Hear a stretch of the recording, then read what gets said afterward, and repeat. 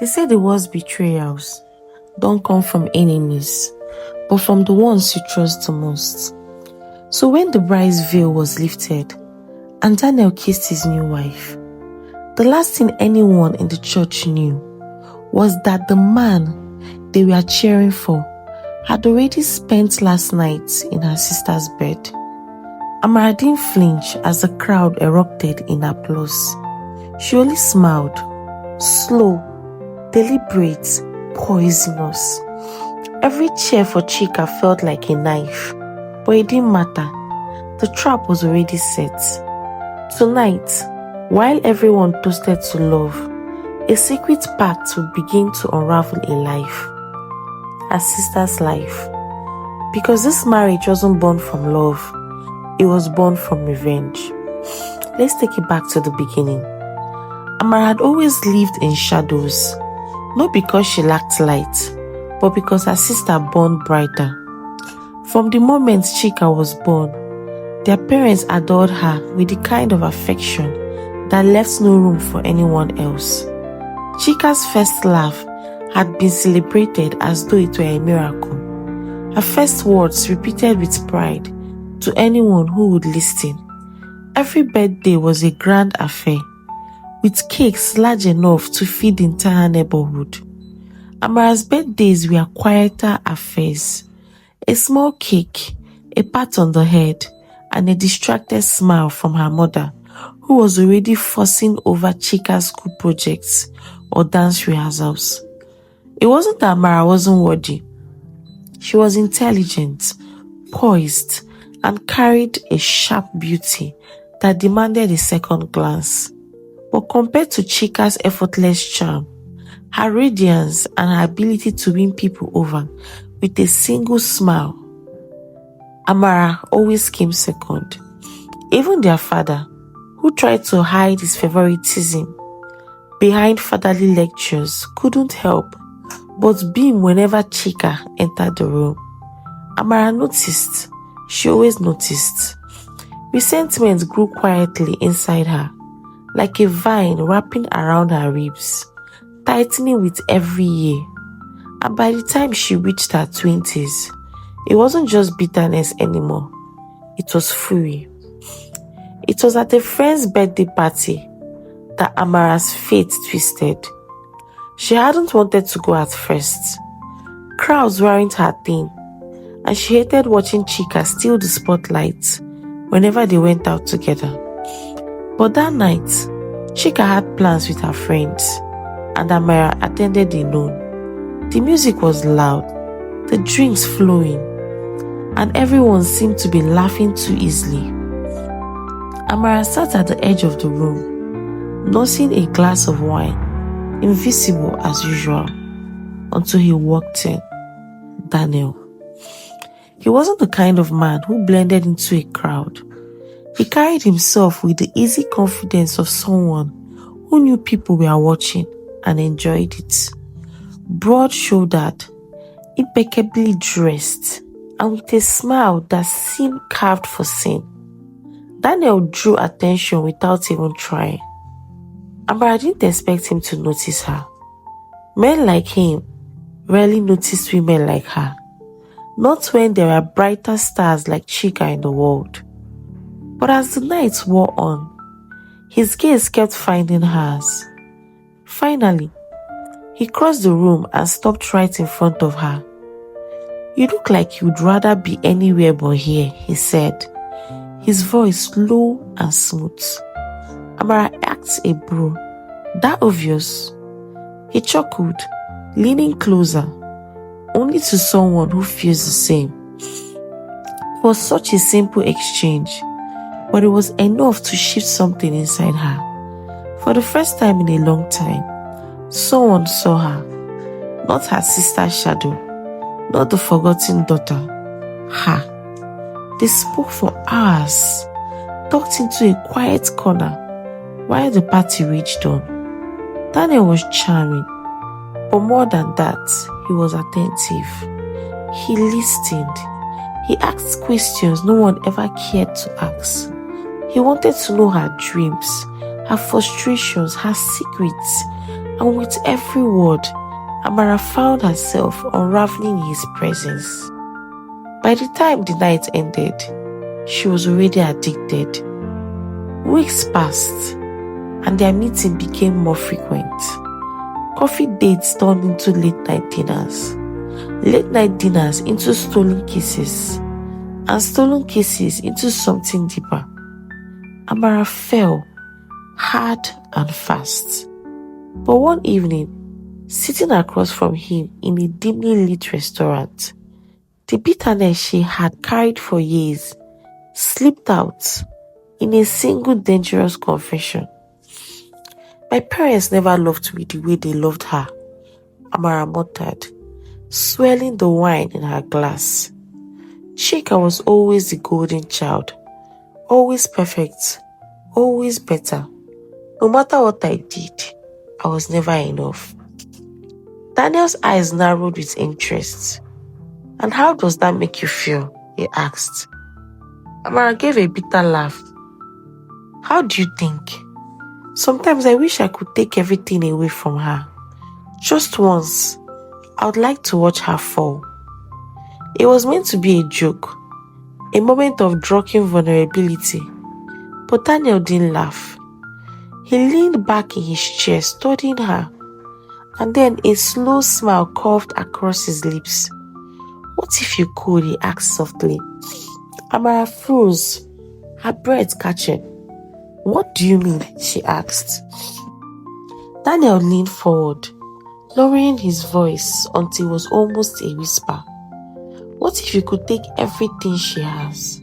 Her joy, her pride, her happiness. What if you could ruin her the way she's ruined you? Amara's pulse quickened.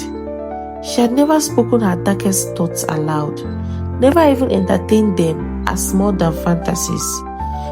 But the way Daniel said it, the certainty in his tone, lit a fire in her. And how exactly would I do that? She asked, her voice trembling. Daniel's smile widened. Simple, I'll marry her. Daniel's words hung in the air like smoke, thick and impossible to ignore. I will marry her.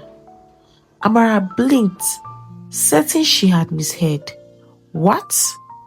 He leaned back, swirling the amber liquid in his glass with casual ease, as though he had just suggested something as ordinary as a walk in the park. I'll marry Chika. That's how you get your revenge. Amara's heart thudded painfully against her ribs. A part of her wanted to laugh, to dismiss it as a cruel joke. But Daniel's expression was deadly serious. His eyes gleamed with a dangerous spark, one that both terrified and thrilled her. You can't be serious, she whispered. Oh, but I am, Daniel leaned forward, resting his elbows on the table. Think about it, Amara. Chika lives for admiration. She thrives on being loved, being chosen. So what happens when the man she thinks loves her most, the man she trusts with her heart, betrays her? What happens when her perfect little world shatters? Amara's throat went dry. She imagined it, her parents' face crumbling in shock, Chika's smile flattering, the tears that would follow when she discovered the truth. For the first time in years, Amara felt power surge through her veins. But then came the doubt. You're asking me to share you with her, to watch you love her. Daniel reached across the table and took her hand, his thumb brushing lightly against her skin. No, you'll never lose me. This won't be love, Amara. This will be strategy. You'll be the one I come back to. Always. His voice was steady, his touch reassuring. And yet, beneath his calm demeanor, Amara felt something else lurking. Something sharp, dangerous and hungry. Still, the temptation was too great. For years, she had been powerless, invisible, overlooked. But this plan gave her control. Why would you even agree to something like this? She asked carefully. What's in it for you? Daniel smirked, leaning closer. Let's just say I enjoy breaking pretty things. And Chika, she's the prettiest of them all. That night, as the city lights blurred past the car window on the drive home, Amara replayed his words over and over. It was madness. It was dangerous. It was perfect. When she reached her apartment, Daniel followed her upstairs. The silence between them was heavy, loaded with the unspoken. As soon as the door closed, Amara turned to him, her voice trembling. If we do this, she said, there is no turning back. Daniel's hand cupped her jaw, tilting her face up to meet his gaze. Good. I don't believe in turning back, he replied. And with that, the pact was sealed. Not with a handshake, not with a written agreement, but with a kiss laced with venom. The following week, Daniel orchestrated his first chance, an encounter with Chika. It was at a cafe, not far from Chika's office. Amara sat at a table near the window, her heart pounding as she watched the scene unfold. Daniel timed it perfectly. Just as Chika arrived for her usual morning coffee run, he was already in line, holding a book in his hand. Chika, ever the extrovert, noticed the title and struck up a conversation. Daniel responded smoothly, flashing that disarming smile Amara knew too well. Within minutes, Chika was laughing. Within 15, they were exchanging numbers. Amara felt a sick twist in her stomach as she watched them. She told herself it was satisfaction, that everything was going according to plan. But deep down, she couldn't ignore the flicker of jealousy growing at her. Later that evening, Daniel called Amara. She's hooked, he simply said. Amara swallowed hard. Already? You underestimate your sister, he chuckled. She wants to believe in love. I just gave her the story she's been waiting for. Amara closed her eyes, gripping the phone tightly. This was what she wanted. This was justice. So why did it feel like the ground beneath her was already beginning to crack? Over the next few weeks, Daniel's presence in Chika's life grew. Their coffee chats turned into dinner dates into weekend outings. And soon enough, Chika was bringing him home to meet the family. Amara remembered the night vividly. Their mother was fussing over the table, ensuring everything was perfect. Their father wore a rare boyish grin, clearly impressed before Daniel had even walked through the door. When Daniel finally arrived, dressed impeccably and carrying flowers, the entire room seemed to glow with approval. He charmed them effortlessly, weaving compliments into every conversation, asking thoughtful questions and laughing at all the right moments. Amara sat at the far end of the table, her fork frozen mid-air as she watched her parents fawn over him. Chika, you've done well, her mother gushed, her eyes shining. He's wonderful. Her father clapped Daniel on the back, beaming. Finally, someone worthy of our daughter, he said. Amara's chest tightened. Their daughter, as though she wasn't theirs too. No one noticed the flicker of rage in her eyes. No one saw the way her nails dug into her palm beneath the tablecloth. But Daniel did. Across the table, his gaze flicked briefly to hers, and for just a second, the mask slipped. His lips curved in the faintest smirk, a reminder that he hadn't forgotten her, that all of this was for her. The smirk steadied her.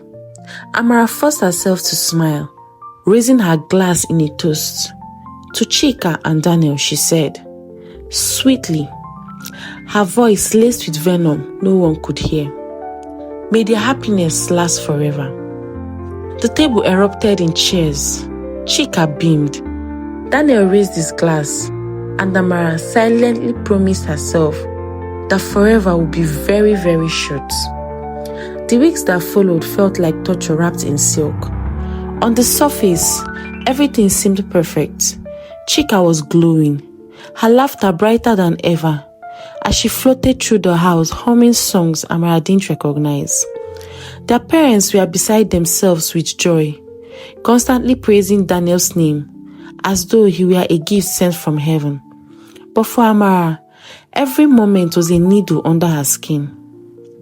It was one thing to imagine her sister's downfall in theory, but to picture Daniel weaving his web around her, it was another thing entirely to watch it unfold in real time.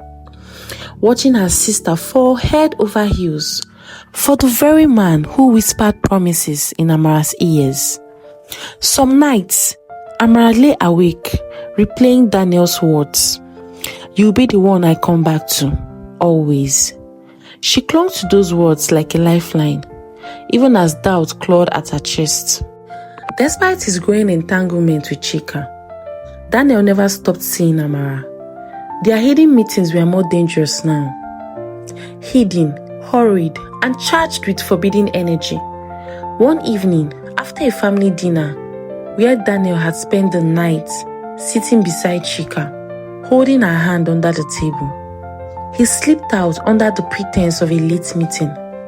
Amara followed few minutes later, heart pounding, and met him in a dimly lit motel on the outskirts of town. As soon as the door shut, Daniel pulled her into his arms, his lips crashing against hers. "You're playing with fire," she whispered breathlessly. He smirked against her mouth. "That's the point." Their passion was laced with danger, each kiss a reminder of the betrayal they were feeding. And afterwards, as they lay tangled in sheets, Amara asked the question that haunted her most. "Do you ever feel anything for her?" Daniel turned his head, his expression unreadable. "No, this isn't love. This is strategy. Don't forget that." But the hesitation, barely a flicker, was enough to lodge itself in Amara's chest like a shard of glass. One rainy afternoon, Amara found herself alone with Chika in the living room. Chika's eyes sparkled as she sat cross-legged on the couch, clutching her phone to her chest like a schoolgirl. "Amara," she whispered, "I think Daniel is the one." The word struck Amara like a slap. She forced her lips into a smile, careful not to let the venom seep through. "The one?" Chika nodded eagerly, her cheeks flushed. "He's different. He listens to me. He makes me feel like I matter, like I'm not just Chika, the girl everyone expects to be perfect. With him, I can be myself." Amara wanted to laugh, to scream, to tell her sister that Daniel's hands had already traced every inch of her skin, that his whispers of devotion were rehearsed lines spoken in another woman's ear. Instead, she reached out and squeezed Chika's hand. "I'm happy for you." The lie tasted like poison. As Daniel and Chika's relationship deepened, the cracks in Amara's resolve widened. She told herself it was working, that every smile on Chika's face was just another thread waiting to be pulled, another piece of her wall ready to collapse. But jealousy is a strange beast. It doesn't sit quietly, ignores, it festers, it demands more. Amara began noticing little things. The way Daniel looked at Chika when she wasn't watching, the way his laughter seemed more genuine, his eyes softer. He played the role perfectly, too perfectly. One evening, Amara confronted him. "You're enjoying this," she accused, pacing the small hotel room. "You're supposed to be pretending, but I see it. The way you look at her, the way you talk to her." Daniel leaned against the dresser, arms crossed, calm as ever. You're imagining things. No, I'm not. Amara's voice trembled with fury. You said this was for me, for us. But sometimes, I wonder if you ever remember why we are doing this. In 2 strides, Daniel closed the distance between them, gripping her chin firmly. Listen to me, I haven't forgotten. This isn't about her. It's about you. Everything I'm doing is for you. His words suited her on the surface, but deep inside, the doubt only grew. It happened faster than Amara expected. Daniel called her one evening, his voice laced with a mix of triumph and danger. She's ready, he said simply.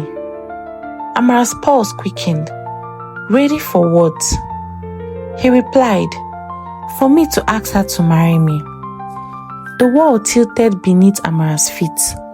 She had known this was coming, had dreamed of this moment even, but the reality of it made her stomach twist. You can't. This is what you wanted, Daniel cut in, his tone sharp. You wanted her to fall. You wanted her to believe. And now she does. Completely. Amara pressed a trembling hand to her forehead, trying to steady herself. She pictured it. Chika's wide-eyed joy, their parents' delight, the family celebration, and beneath it all, the ticking time bomb of betrayal. Yes, she whispered finally. Do it. That weekend, Daniel orchestrated a picture-perfect proposal in the middle of a crowded restaurant. Chika gasped, tears streaming down her cheeks as she said yes. The entire room erupted in applause, and Amara, watching from the shadows near the back, forced herself to clap along. Her smile was sharp enough to cut glass.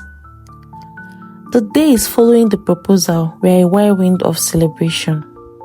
Their parents could hardly contain themselves. Their mother called relatives overseas, her voice giddy with excitement. Their father bragged to his friends, proudly declaring that his daughter had landed not just a man, but the man, handsome, successful, charming. Chika glowed like a woman who had been chosen by destiny itself. She floated through the house with her phone pressed to her ear, already planning the wedding details with friends. Every time Amara walked into a room, she was met with squeals of joy, questions about flower arrangements, bridesmaids' dresses, guest lists, and through it all, Amara smiled.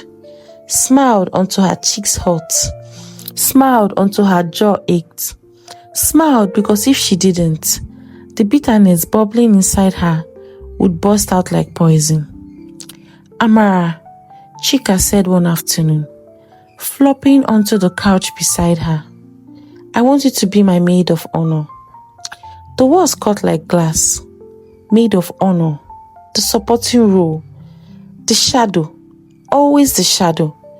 But Amara forced her lips into a trembling smile. Of course, she said softly, I would be honored. Chika threw her arms around her, squeezing tightly. You're the best sister in the world. I don't know what I'll do without you. Amara's throat burned with unshed words. Without me, you would fall. And that's exactly what's coming. That night, Amara met Daniel in their usual motel hideaway.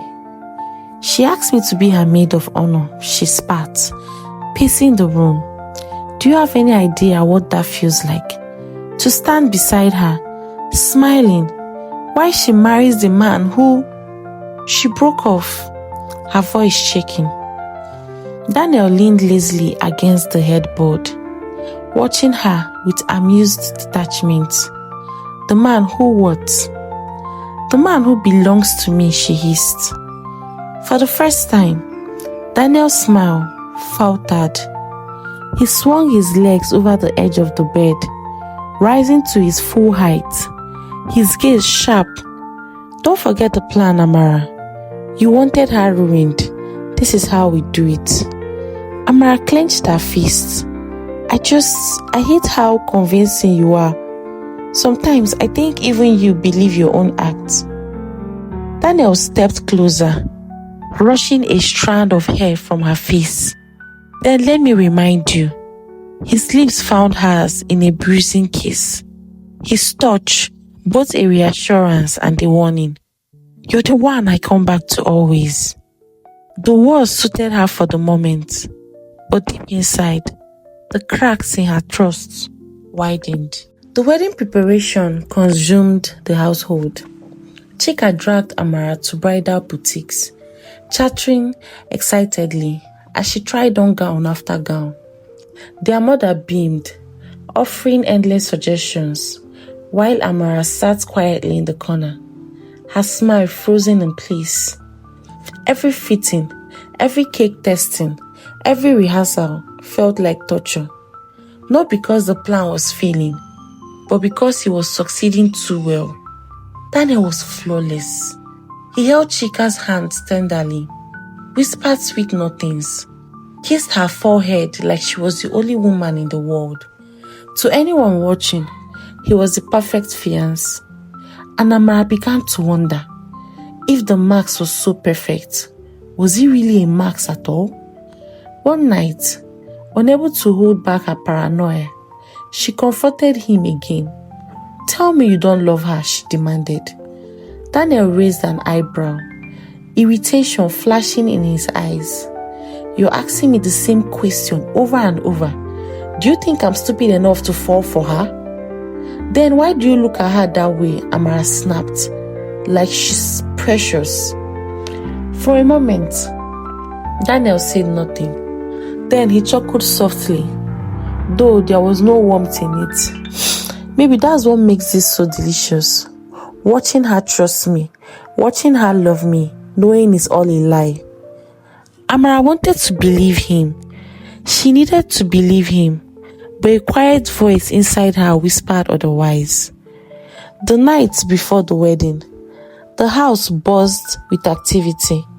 Relatives filled the rooms, laughter echoing through the halls. The night before the wedding, the house buzzed with activity. Relatives filled the rooms, laughter echoing through the halls. Chika barely slept, too giddy with excitement, while their parents hovered around her like bees to honey. And Amara slipped away. She met Daniel one last time before the ceremony. In the dim motel room, their kiss was desperate, almost frantic. Amara clung to him, as though trying to anchor herself in a storm. "Promise me," she whispered against his lips. "Promise me you won't forget me tomorrow, that this is still about us." Daniel cupped her face, his expression unreadable. "Tomorrow is just the beginning," he said softly. It was enough to quiet her doubts for the moment. The church was filled to bursting the next day. Flowers lined the aisles. The choir's voices soared, and cameras flashed as guests took their seats. Chika looked radiant in her gown, her smile brighter than the sun itself. Amara stood at her side, holding her bouquet, her own smile carefully painted on. And then came the moment. The veil was lifted. The kiss was sealed. The crowd erupted in applause. No one knew the truth. No one knew that the groom had already spent last night in the arms of the maid of honor. No one knew that this marriage was a trap, a carefully woven betrayal designed to shatter the bride's world. Amara's smile never wavered as she watched them. The applause roared in her ears. Each cheer a drumbeat of victory. Her sister had no idea that her perfect life was about to crumble. And Amara, she was ready to watch it all burn.